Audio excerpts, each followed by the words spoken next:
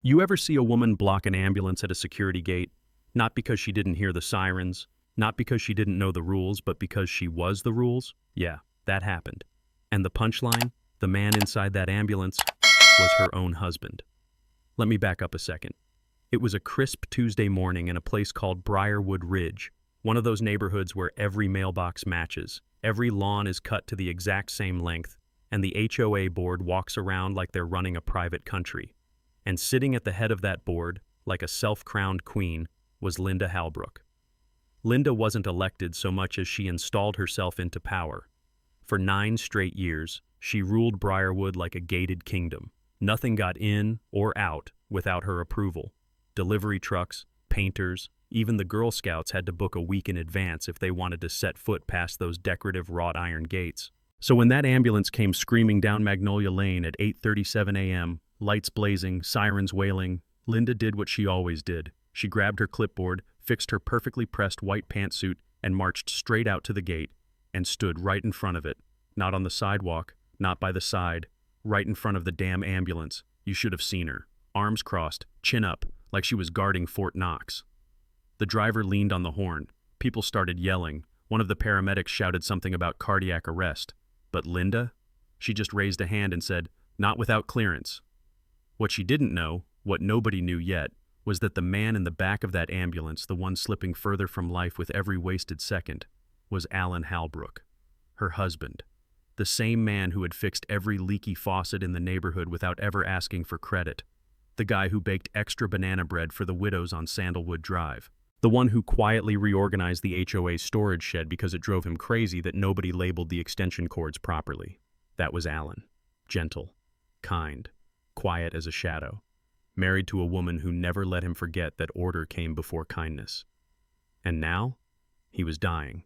In the back of a vehicle that couldn't pass through a gate his own wife was blocking. Let that sit for a moment. The call had come in from Alan's woodworking shed. He'd been building a porch swing for a young couple who'd just moved in. No HOA violation yet, so Linda hadn't noticed them. Mid-sanding, Alan collapsed. His chest felt like it was being crushed. He barely managed to dial 911. Paramedics arrived in minutes. But Briarwood's gates? Those were built to last. And Linda? She was built to never budge. She demanded a permit, asked for an ETA notification, wanted proof the patient had followed emergency access protocol. Yes, even in a life-or-death situation. The paramedics argued. The crowd grew. Neighbors gathered in bathrobes, on jogs, holding coffee mugs and cell phones. A few started recording, and that's where Mason Grant comes in, 15 years old, skateboard in one hand, iPhone in the other. He started filming. "This lady's blocking an ambulance," he whispered. "And y'all, she's serious." What he captured went viral by lunchtime. Now here's where it turns. Mrs. Patel from Willow Court starts pacing. She's the type that knows everything about everyone, and suddenly she says, "Wait a second. Isn't Alan Halbrook the guy who lives on Dogwood Trail?" People freeze. And just like that, a neighbor shouts, "Linda, who's in that ambulance?" Linda falters. For the first time, her face changes. Not a lot, but enough. Her fingers tremble just a little as she reaches for her phone. She calls the HOA's emergency line, still trying to do things by the book, still trying to control the narrative. But her voice cracks and misses. Patel, God bless her, doesn't wait for permission. She runs up to the ambulance and shouts, "Is it Alan Halbrook in there?" One paramedic nods, barely. Linda goes pale. Her knees give slightly. She stumbles toward the gate's keypad. For 9 years, those numbers were muscle memory. But now, her fingers miss. She has to start over. Twice. By the time the gate finally swings open, 20 minutes have passed. The ambulance speeds off. Too late. Alan's condition had stabilized briefly, thanks to the meds they managed to administer inside. But those 20 minutes, that critical window, gone. The cardiologist would later explain that those lost minutes meant more damage, more procedures, more risk, and a much longer recovery. And Linda? She stood there, watching taillights vanish, realizing she might have just killed her husband with a gate code. That's when everything unraveled. The video from Mason? It blew up. Millions of views. HOA Karen Block's ambulance didn't know it was her husband made headlines across the country. Linda's face, stone cold and smug, was everywhere. YouTube, Reddit, CNN, you name it. The comments? Brutal. The HOA board held an emergency meeting. The vote was unanimous. Linda was out. Her replacement? A retired fire chief named Grace Bellamy. First act in office? Emergency override protocols for all gates. Ambulances, fire trucks, any damn vehicle with a siren gets in. No clipboards, no permission slips, just common sense. Now, Alan did survive. Barely. But he changed. Not just physically, though the recovery was tough.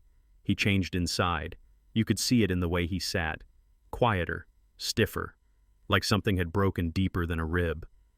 Linda tried to manage his recovery like she did everything else. Meal plans, pill schedules, appointment charts with color-coded tabs. But Alan? He didn't play along anymore. He said thank you, sure, took the pills, smiled politely. But there was this distance in his eyes, like he was watching her from across an ocean. Eventually, during a checkup, one of the doctors asked him, "What's causing you the most stress these days?" And Alan, gentle, careful Alan, said, "My wife. She showed me that rules matter more to her than I do." That hit like a hammer. Linda tried to fix it. Counseling, trial separations, structured communication plans. But Alan? He packed a bag, moved into a small apartment across town. No HOA, no gates, no rules. Just freedom. For the first time in 15 years, he could plant petunias in whatever color pot he wanted. He painted one wall bright orange, just because he could. Neighbors helped him move. Some brought casseroles. Others brought folding chairs and sat with him in his tiny backyard to talk about everything that happened. And the community? It changed too. People stopped whispering, started connecting. The fear that used to govern every minor infraction disappeared. Grace, the new HOA president, created open office hours and a neighborhood message board, not to police, but to listen. As for Linda, she couldn't stay. She packed her things, left quietly. No send-off, no farewell committee, just silence. She tried applying to other HOA boards in neighboring towns, but her name was mud. Property managers Googled her, saw the video, read the lawsuits. Even her county zoning board seat got reviewed. Her past decisions, once seen as strict but effective, were now under a microscope. And Mason, the kid who filmed it all, he got an award at school. Citizen journalism. He wants to study media now. Says, sometimes doing the right thing is just pressing record. Last I heard, Alan volunteers at the local community garden, fixes benches, shares banana bread again, doesn't talk much about Linda, doesn't need to. Because the truth, that story, it tells itself. So here's the question for you. How far is too far when it comes to rules? Where do we draw the line between order and compassion? When does protecting a community turn into endangering the people inside it? Let me know what you think down in the comments. Was Linda a monster, or just a woman trapped by her own obsession with control? Do we judge her, or do we learn from her? Let's talk about it.